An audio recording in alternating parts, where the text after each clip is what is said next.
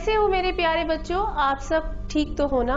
बच्चों ये बताओ कि आपकी क्लास में कोई ऐसा बच्चा है जो अपनी गलतियों को अपनी अच्छाई या बड़ाई समझने लगता है? अपनी गलतियों में सुधार लाने के बजाय वो और गलतियां करने लगता है। बच्चों हमें कभी भी ऐसा नहीं करना चाहिए। अगर हमें कोई समझाए या फिर हमारी गलतियां बताए तो हमें उसमें सुधार करना चाहिए, ना कि उसे प्रशंसा समझकर खुश होना।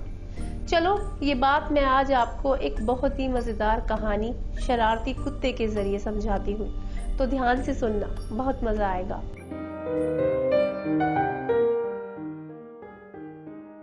एक बार की बात है, सोनपुर गांव में टॉमी नाम का एक कुत्ता अपने मालिक रामू के साथ रहता था।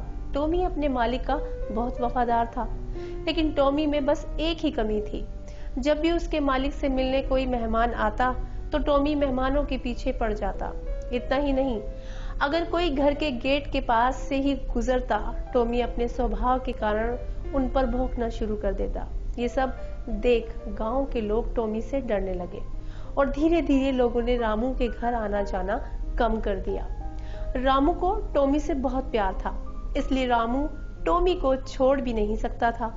रामू टॉमी की हरकतों की वजह से परेशान रहने लगा और उसने टॉमी के गले में एक छोटी सी घंटी बांध दी, ताकि लोगों को उसके आने जाने के बारे में पता चल जाए और लोग अपना बचाव कर सके। टॉमी सारा दिन उस घंटी से ही खेलता रहता। टॉमी को अपने गले की ये घंटी बहुत पसंद थी। धीरे धीरे टॉमी को घंटी के कारण खुद पर अभिमान होने लगा।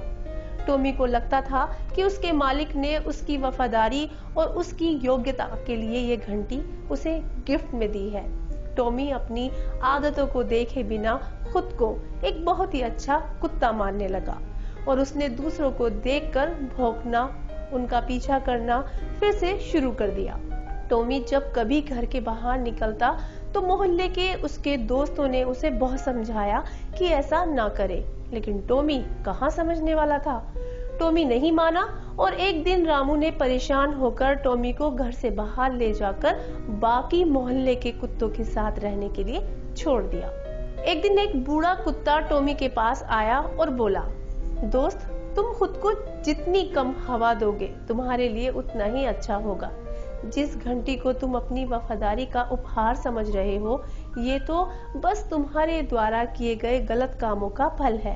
ये तुम्हारी योग्यता का नहीं, बल्कि तुम्हारे अपमान का पुरस्कार है। टॉमी को अपनी गलती का एहसास हो चुका था, लेकिन तब तक काफी देर हो चुकी थी, क्योंकि टॉमी अब घर का नहीं, मोहल्ले में आवारा कुत्तों का साथी बन चुका था।